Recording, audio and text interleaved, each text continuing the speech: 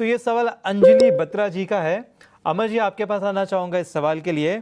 तो Vodafone idea में इनकी खरीदारी है, 4000 शेयर होल्ड कर रहे हैं 13.2 के भाव से। अब वहां से देखें तो स्टॉक ऊपर तो आ चुका है, लेकिन अगर हम जून हाई से देखें तो वहां से थोड़ा 20% गिरता हुआ नजर आ रहा है।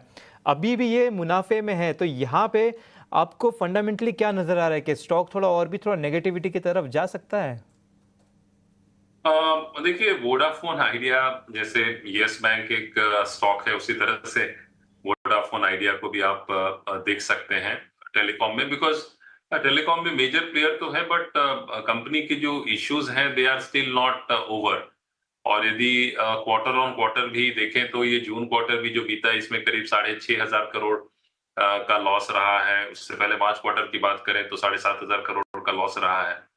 तो ये इन सब कंपनीज में जो कंपनीज लॉस करती हैं, चाहे वो न्यू एज कंपनीज हो, डिजिटल कंपनीज हो, या फिर वोडाफोन जैसी कंपनीज हो, या यस बैंक जैसी कंपनीज हो, तो कहीं ना कहीं निवेशक जो रहते हैं उनकी ये एक्सपेक्टेशंस रहती है कि there will be a time where there is a turn around in the company.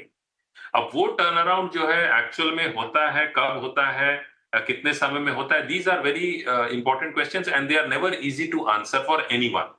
तो हैविंग सेड दैट, ये सब कंपनीज में जनरली वो इन्वेस्टर्स इन्वेस्ट करते हैं they have who have a higher risk appetite, because इसमें रिटर्न्स भी आपको उस तरह से मिल सकते हैं। बिकॉज यदि कंपनी में मेजर टर्न अराउंड आता है या फिर कंपनी में किसी तरह से कैपिटल इन्फ्यूजन होता है, कंपनी मार्केट शेयर बढ़ा पाती है, तो उसका एक इम्पैक्ट जरूर प्राइस में देखने को मिलता है।